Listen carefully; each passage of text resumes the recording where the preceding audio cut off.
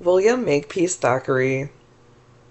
William Makepeace Thackeray gained his celebrity as a novelist and satirist, but his early journalism, art, and theater criticism, travel books, and lectures, as well as the density of topical and topographical detail in his novels, make him a great chronicler and social historian of his age.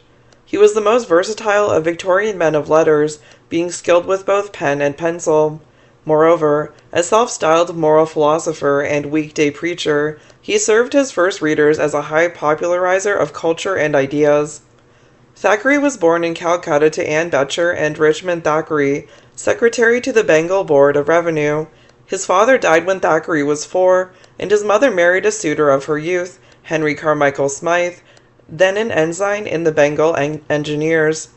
Thackeray was sent to England at the age of 6 to be educated, and was later joined there by his mother and stepfather. He was a student at Charterhouse, referred to as Slaughterhouse, in some of his stories because of its location in Smithfield, and attended Trinity College, Cambridge, February 1829 to June 1830, leaving without taking a degree. During his early youth, he was something of a drifter, living the life of an affluent dilettante. He spent 9 months at Weimar, July 1830 to March 1831, where he met Goethe and absorbed the literary and theatrical life there, recalled in the Pumpernickel section of Vanity Fair. Subsequently he read law at the Middle Temple, scene of some of the episodes of Pendennis. The loss of a good part of his inheritance, through a bank failure in India, forced on him the necessity of making a living. At first he hoped to become an artist, studying intermittently in Paris from 1833 to 1837 at the École des Beaux-Arts and at various ateliers, as well as in London studios, an experience recollected in The Newcomes.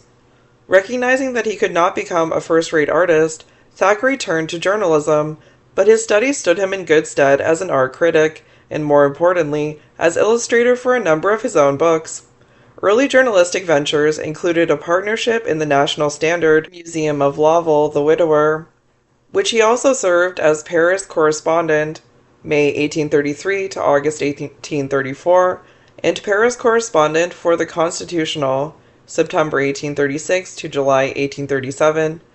The failure of these enterprises, together with financial burdens brought on by his marriage to Isabella Shaw, August 20, 1836, and early fatherhood, steered him into the hackmanship of his early years. The two principal journals he was associated with were Fraser's Magazine, 1834 to 1847, and Punch, 1842 to 1851. This phase of his career is recapitulated in his last completed novel, The Adventures of Philip.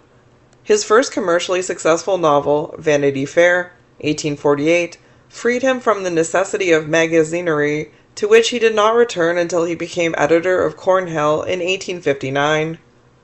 Thackeray's literary sensibility was fed largely by 18th century, 1700s writers, notably the essayist journalists Addison and Steele, who appear in Henry Osmond, the novelists Fielding and Smollett, and the historian Gibbon. Among continental writers, Montaigne was a lifelong favorite. His intellectual outlook was much influenced also by a French educator-philosopher, Victor Cousin, whose Cours d'Histoire he first came upon as an art student in Paris. Cousin's system of thought, known as eclecticism, held that the primary function of the philosopher in the modern world was to reconcile different positions, no one set of beliefs containing the whole truth, and he therefore enjoined on his followers the study of psychology, universal sympathy, and tolerance of human error.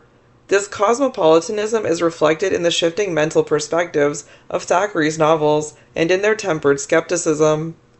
Most of Thackeray's fiction can be linked with periodicals. To Fraser's, noted for its slashing iconoclasm, belong The Yellow Plush Papers, 1838, a black comic exposé of sham aristocrats and pretenders to learning, as well as the parodic novels Catherine, 1839, published posthumously as a book in 1869, a satire on popular crime novels in Barry Lyndon, 1844, which guised then popular sentimental Irish novels. His principal contributions to Punch, a journal noted for its blend of sanative satire and serious social criticism, were the delightful series of parodies Punch's Prize Novelists, 1853, later published as novels from eminent hands, and The Book of Snobs, 1848, first appeared as The Snobs of England by one of themselves. These led into the panoramic Vanity Fair and its successor, the more autobiographic Pendennis, 1850. Thackeray's main activity during the 1850s, aside from writing, was two series of historical lectures delivered in England, Scotland, and the United States, resulting in the books The English Humorists of the 18th Century, 1853, and The Four Georges, 1861. He took to the platform mainly to provide a nest egg for his two daughters, Annie and Minnie, for whose care he had sole responsibility, owing to the early insanity of his wife. She had to be confined from 1845 until her death in 1893. The lectures proved lucrative, if deleterious, to Thackeray's health. Their fictional byproducts were the historical novels Henriette Esmond, 1852, and its sequel, The Virginians, 1859. His great Familian roman of this decade, The Newcomes, 1855, which some consider his masterpiece, also takes on the coloration of the historian and popular lecturer.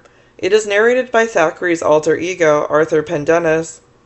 Also belonging to this period is the greatest of Thackeray's Christmas stories, The Rose and the Ring, 1854, which he labeled a fireside pantomime for great and small children. Thackeray's last works appeared in Cornhill magazine, which he edited, at the invitation of the publisher George Smith, from 1859 to 1862. His outstanding contribution to Cornhill was the series of essays modeled on his beloved Spectator, entitled The Roundabout Papers, published as a book in 1863. However, the preoccupations of these papers, the past recalled, the changes wrought by time, the fallibility of human judgment, the subtlety of civilized evil, are also embedded in the textures of the novels that first appeared in Cornhill: Lovell the Widower, 1861, The Adventures of Philip, 1862, which completes the Pendennis sequence, and in which Thackeray reviews his career, and Denis Duval, a lively adventure story unfortunately left unfinished at Thackeray's death, posthumously published in book form in 1864. Thackeray was found dead in his last home at Palace Green, Kensington, on Christmas night, 1863, at the age of 52. He is buried in Kensal Green Cemetery.